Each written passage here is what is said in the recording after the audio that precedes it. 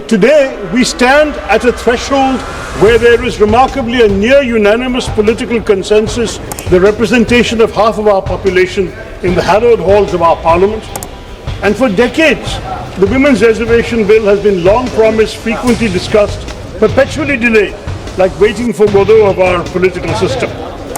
Today, we stand at a threshold where there is remarkably a near unanimous political consensus in favor of women's reservation when constituencies are redrawn based on either current population figures or even the 2011 census, to the Indian principle of balancing unity with diversity. Sir, सीमांकन से जुड़े मुद्दों पर सभी हितधारकों, सभी राज्य सरकारों, सभी राजनीतिक दलों और नागरिक समाज के साथ व्यापक परामर्श की आवश्यकता है sir. Delimitation is not a mere bureaucratic rearranging of maps. It is a profound shift in political power that is intended. Linking women's reservation to it effectively holds the aspirations of Indian women hostage to one of the most contentious political exercises in our history.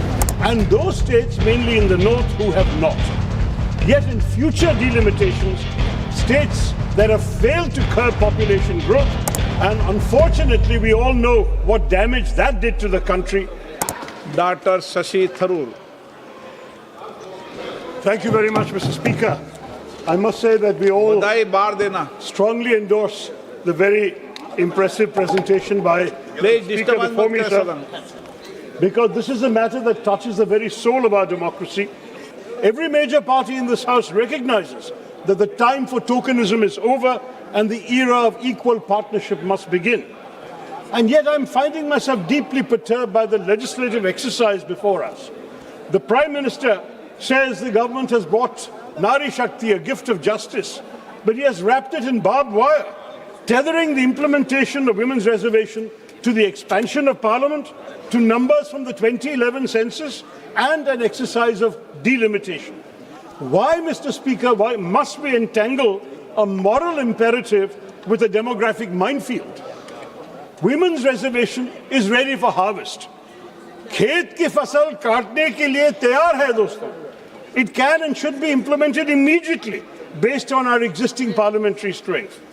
To link it to delimitation is to hold the aspirations of Indian women hostage to one of the most contentious and complex administrative exercises in our nation's history.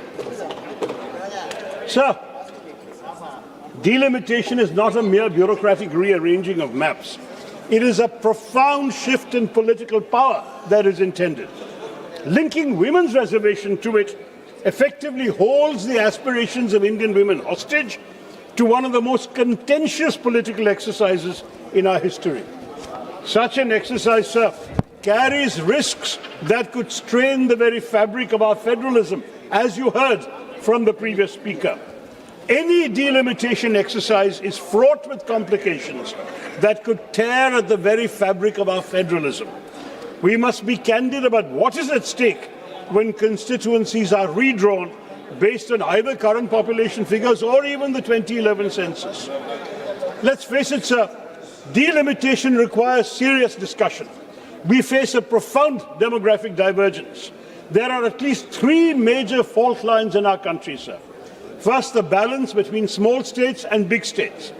Second, the balance between states, particularly in the south like Tamil Nadu or Kerala, which have diligently implemented national goals of population control and invested in inclusive human development, and those states, mainly in the north, who have not. Yet in future delimitations, states that have failed to curb population growth would be rewarded with greater political weight. And we must ask if this is the message we wish to send, that governance excellence leads to political irrelevance. Third factor, sir, the balance between the states that are the engines of our economy, contributing more to the national exchequer than they receive, and those that are net recipients of central funds. A delimitation based purely on population would further marginalize the voices of those states that provide the lion's share of resources that keeps our union afloat. We risk creating a tyranny of the demographic majority where a handful of large, poor states could theoretically determine the fate of the entire country, leaving smaller states and those with distinct linguistic and cultural identities and economic contributions feeling like bystanders in their own country. Conversely, states with high population growth but lower economic productivity could gain outsized political power without corresponding fiscal responsibility. What happens, sir, to cooperative federalism? You have proposed delimitation with such haste, the same haste that you showed on demonetization. And unfortunately, we all know what damage that did to the country. Delimitation, sir, will turn out to be political demonetization. Don't do it, sir. Now, I want to say the 50% formula that suddenly the Home Minister came and presented to us yesterday regarding the delimitation exercise, promising that no state will lose its current number of seats, total House strength will increase by 50%.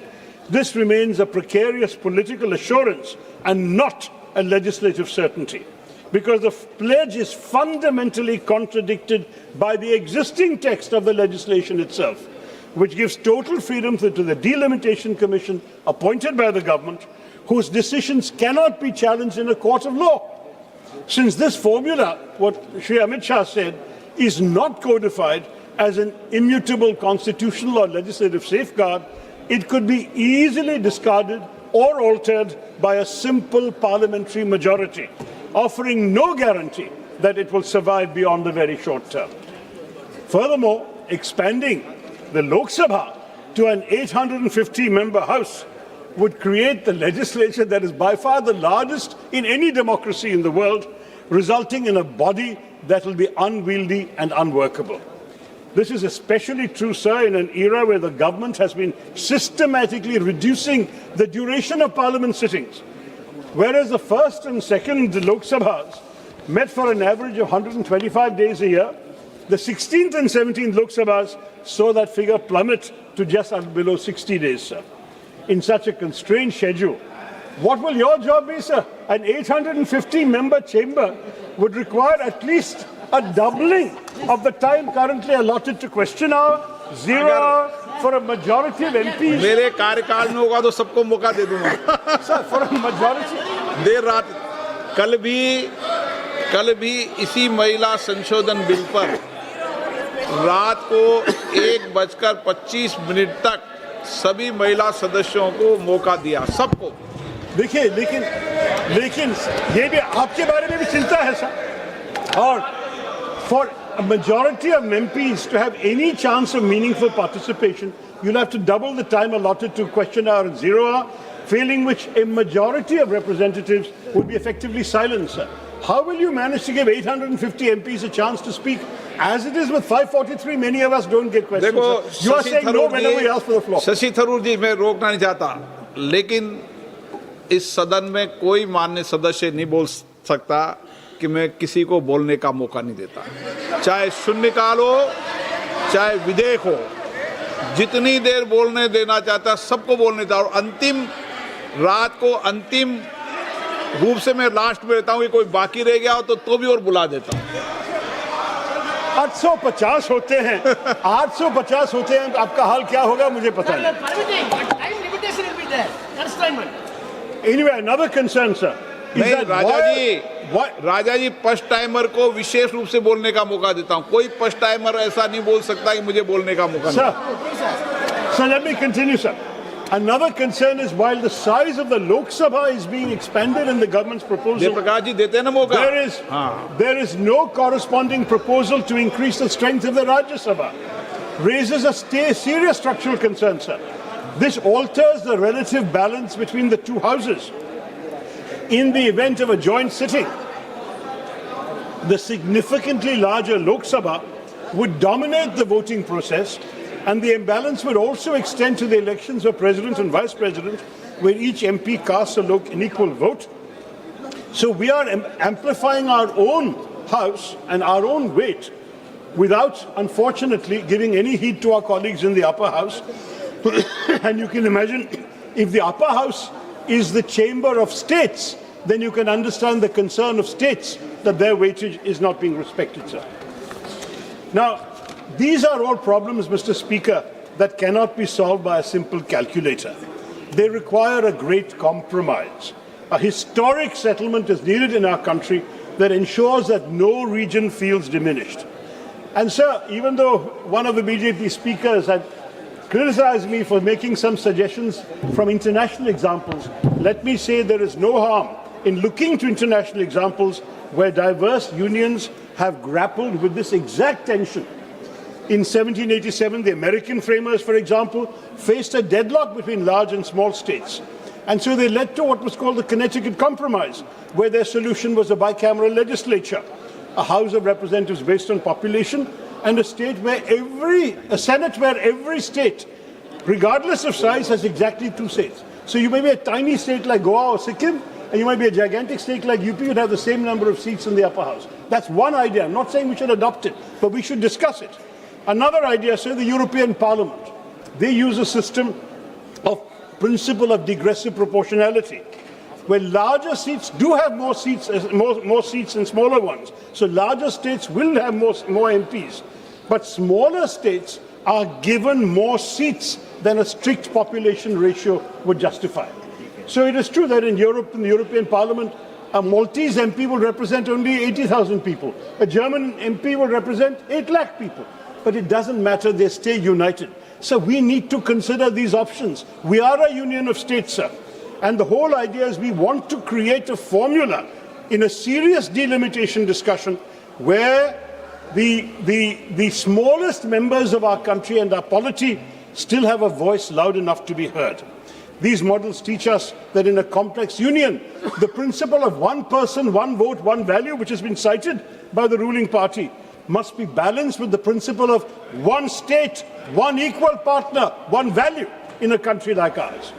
As India approaches a new delimitation exercise, sir, the constitutional question is whether the spirit of cooperative federalism can be preserved through a model that respects demographic reality while preventing structural domination by a few large Hindi-speaking states. Digressive proportionality would not violate constitutional democracy. It would operationalize the Constitution's deeper commitment to the Indian principle of balancing unity with diversity. Sir, सीमांकन से जुड़े मुद्दों पर सभी हितधारकों, सभी राज्य सरकारों, सभी राजनीतिक दलों और नागरिक समाज के साथ व्यापक परामर्श की आवश्यकता है सर। इस प्रक्रिया को जल्दबाजी में नहीं किया जा सकता और ना ही इसे महिलाओं के प्रतिनिधित्व को लागू करने के बहाने के रूप में इस्तेमाल किया जाना चाहिए। सरकार देश के निर्वाचन मानचित्र को पर्याप्त विचार विमर्श और व्यापक परामर्श के बिना क्यों पुनर्निर्धारित करना चाहेगी, ये मुझे समझ में नहीं आ रहा sir. I urge the government, therefore, to decouple these issues. Pass the Women's Reservation Bill today, we will support it. The Prime Minister spoke with passion about Nari Shakti. Let it take effect already in the next general election, using our current seat count. Show the women of India that your commitment is not a mere rhetorical flourish. As for delimitation, sir, let us defer it. Let us constitute a formal mechanism, perhaps a JPC, sir, to debate a new federal settlement that protects the interests of all states. Let us ensure that a march towards a new India does not give us a disunited India. Let us not leave our most successful states behind. Bharatiya ekta ke liye hame kaam karna chahiye, sir. Let us give women their due now. Mahilaon ko Nari Shakti hi de de, or give our nation, our union of states, the time it needs to solve its demographic challenges with wisdom and not just arithmetic.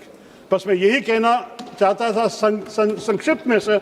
Thank you very much for listening to me. It's a plea to the government. Please be sensible about the larger interests of the country and not the short-term interests of the ruling party. Jai Hind, sir. Very good.